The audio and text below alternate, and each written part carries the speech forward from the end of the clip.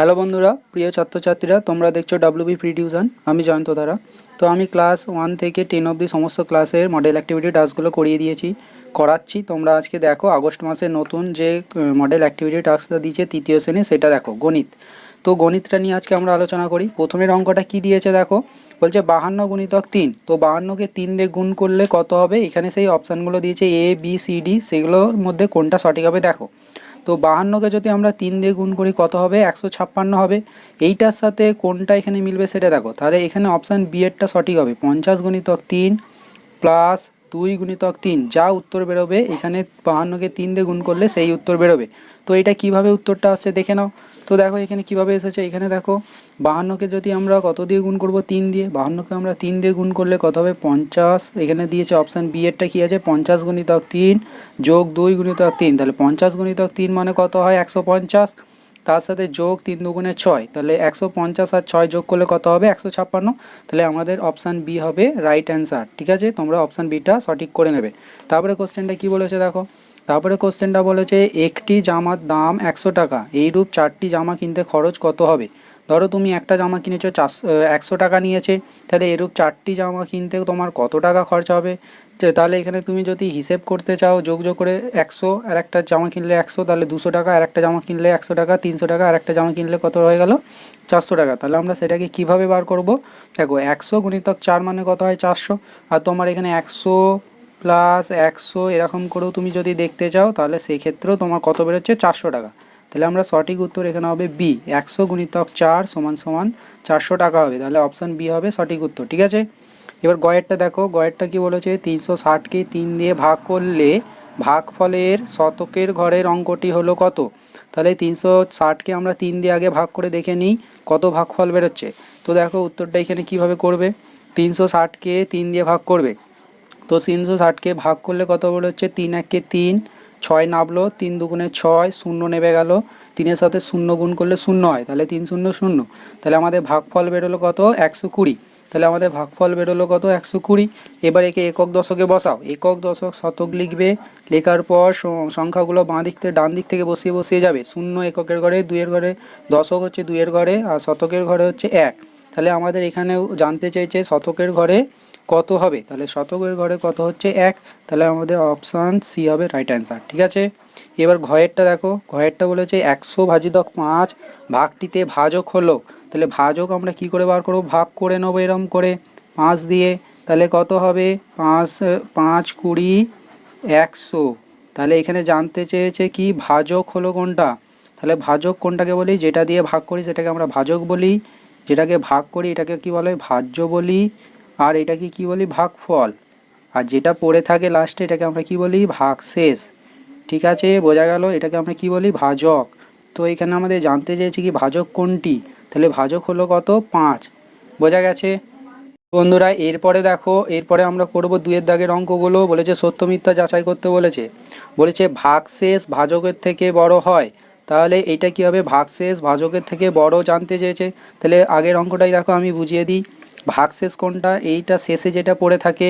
ভাজক কোনটা? যেটা দিয়ে আমরা ভাগ করি। তাহলে এই অঙ্কটা থেকে তোমরা উদাহরণটা যদি দেখো, তাহলে এখানে কে বড়? 5 বড় না 0 বড়? এখানে কিছু নেই মানে 0ও লিখতে পারো। ঠিক আছে, তো 5 বড় না 0 বড় হচ্ছে? তাহলে 5 বড় হচ্ছে। তাহলে এখানে কি হচ্ছে? ভাগশেষ ভাজকের থেকে বড় হলো কি? বড় হচ্ছে না, কারণ এটা ছোট 0। তাহলে এটা কি হয়ে যাবে? অপশান প্রথমেরটা হবে মিথ্যা। ঠিক আছে, প্রথমেরটা হবে মিথ্যা, লিখে দেবে। তারপরে 2-এরটা খ এরটা দেখো। বলছে 77 ভাজিতক 7 ভাগফলটি 80 ভাজিতক 8 ভাগফল থেকে 1 বেশি। তাহলে এটা আমাদের ভাগ করে দেখে নিতে হবে। তাহলে 77কে যদি আমরা 7 দিয়ে ভাগ করি কত বেরোবে? 11 দিয়ে 11 হবে, তাই তো? তাহলে এখানে কিছু পড়ে থাকলো না, 0। তাহলে ভাগফল এখানে কত বেরোলো? 11। এবার 80কে 8 দিয়ে ভাগ করো। 80কে 8 দিয়ে ভাগ করলে 8 10-এ কত হয়? 80 হয়ে যায় গুণিতক। তাহলে দেখো এখানে ভাগফল 10 আর এখানে ভাগফল 11, এদের মধ্যে বিয়োগ করলে কত হচ্ছে? 1। তাহলে এখানে দেখো জানতে চেয়েছে কি ভাগফলটি 77 ভাজিতক 7 ভাগফলটি 80 ভাজিতক 8 ভাগফল থেকে 1 বেশি। তাহলে 1 বেশি হচ্ছে 11, সবসময় 10-এর থেকে 1 বেশি। তাহলে এটা কি হবে? সত্য। ঠিক আছে, এটা লিখে নেবে সত্য। তারপরে কোশ্চেনটা দেখো। গয়েরটা বলছে জোড় সংখ্যা একটির জোড়া হলো 12 এবং 13। জোড় সংখ্যা কোনটা বলা হয়? যাদের 2 দিয়ে ভাগ করা যায়। তো 12কে 2 দিয়ে ভাগ করবে, তবে 2-এর নাম তাই 12 আসছে, কিন্তু 13 আসে না। তার মানে কি 2 দিয়ে একে ভাগ করা যায় না, তাহলে এটা জোড় সংখ্যার জোড়া নয়, এটা তাহলে কী হবে, মিথ্যা। ঠিক আছে, এটা হয়ে গেল মিথ্যা। এবার তারপরে ছবিটা দেখো, বলছে দ্বিমাত্রিক চিত্রটিতে ত্রিভুজ আছে দুটি। তাহলে ত্রিভুজ কোনগুলো জানি, 3টে বাহু থাকলেই তাদের আমরা কি বলবো, ত্রিভুজ বলি, তাই তো। এই যে ছবিটা আঁকলাম এটা ত্রিভুজ, তাহলে এখানে বলেছে দুটি ত্রিভুজ আছে, এখানে কিন্তু 3টে ত্রিভুজ আছে। কি করে দেখো, এখানে একটা দাগ টেনে দিলাম, তাহলে এইটা একটা ত্রিভুজ, আবার এইটা একটা ত্রিভুজ, আর বড়টা একটা ত্রিভুজ, তাহলে মোট 3টে ত্রিভুজ আছে এখানে। কিন্তু এখানে কটা বলেছে, দুটি, তাহলে এটা কি হবে, মিথ্যা। ঠিক আছে। তো বন্ধুরা এরপরে দেখো 3-এর দাগের কোশ্চেনটা বলছে বাম দিকের সঙ্গে ডান দিকে মেলাও 3টি। প্রথমে দেখো এটা কত টাকার নোট, তোমরা সকলেই নোট চেনো আশা করি। এটা কত টাকার নোট, 100 টাকার নোট। বলছে এই 100 টাকাকে আমরা এখানে ভেঙে ভেঙে দেখিয়েছে নোট দিয়েই। তাহলে 100 টাকাকে আমরা কিভাবে লিখতে পারি, দেখো এই ছবিটা দেখো, লাস্টেরটা একের সাথে লাস্টেরটা মিল আছে। কী করে, প্রথমে তোমাকে 50 টাকা দিল, তারপরে 20 টাকা দিল, কত টাকা হলো বলো, কত টাকা হলো, 70 টাকা। তারপরে আরও তোমাকে 20 টাকা দেওয়া হলো, কত টাকা হলো, 70-এর পর গোনো 20 টাকা, 70, 80, 90 টাকা হলো। তারপরে আবার 10 টাকা দেওয়া হলো, তাহলে কত টাকা হয়ে গেলো, 100 টাকা। তাহলে প্রথমে 100 টাকার নোটের সাথে এই টাকাটার নোটটা ভেঙেছি যেটা, বেশ এটা মিলে যাচ্ছে। ওকে, তাহলে প্রথমের সাথে শেষেরটা মিল। তারপরেরটা দেখো বলেছে 50, তারপর আবার 50 টাকা দিলাম, কত টাকা হলো, 200 টাকা, 100 টাকা। তারপরে আবার 50 টাকা দিলাম, 150 টাকা, আবার 50 টাকা দিলাম, কত টাকা হয়ে গেল, 200 টাকা। তো এই 4টে নোটের বদলে 2টো নোট দিলেই হয়ে যাবে। কত টাকার নোট দিতে হবে, 100 টাকার নোট। দেখো 100 টাকা দিলাম, আবার 100 টাকা দিলাম, তাহলে এখানেও কত টাকা হয়ে গেল, 200 টাকা। তাহলে এইটার সাথে এইটা মিল আছে, তাহলে দ্বিতীয়টার সাথে এইখানে যে 100 টাকা দুটো নোট দেখতে পাচ্ছ এটা মিল, তাহলে এটার সাথে এটার তীর চিহ্ন টেনে দেবে। ঠিক আছে। এরপরে দেখো 65 টাকা, 65 টাকাকে ভাঙতে বললে কিভাবে ভাঙবো, তো আমাকে প্রথম কত টাকা দিতে হবে, 50 টাকা দিতে হবে, তার সাথে 10 টাকা যোগ করে দিলাম, তাহলে কত টাকা হয়ে গেলো, 60 টাকা। এখনও কত টাকা পাবে, 5 টাকা, তাহলে এখানে দেখো আবার 5 টাকা দিয়েছি, তাহলে কত টাকা হয়ে গেল, 65 টাকা হয়ে গেল। ঠিক আছে। এরপরে চলে এসো লাস্টেরটা, এখানে দেখো একটা 5 টাকা প্রথমে দিলাম, আবার 5 টাকা দিলাম, কত টাকা হলো, 10 টাকা। আবার কত 5 টাকা দিলাম, কত টাকা হলো, 15 টাকা। আবার 5 টাকা দিলাম, কত টাকা হলো, 20 টাকা। তাহলে এখানে মোট কত টাকা হয়ে গেল, 20 টাকা। তাহলে কোথায় 20 লেখা আছে দেখো, এটার সাথে এটা মিল আছে, 20 টাকা, তাহলে টোটাল এটার সাথে এটা মিলে গেল। তো বন্ধুরা এরপরে শেষের অঙ্কটা দেখো, 4-এর দাগের অঙ্কটা কি বলেছে, 4-এর দাগে দুটো অঙ্ক দিয়েছে, বলছে গুণ করো 135 গুণিতক 6। তো প্রথমে 135কে 6 দিয়ে এখানে গুণ করো, আমি এইখানটায় করে দিই ফাঁকা জায়গাটায়। ঠিক আছে। তাহলে গুণটা কিভাবে লিখতে হয়, 135কে 6 দিয়ে গুণ করো।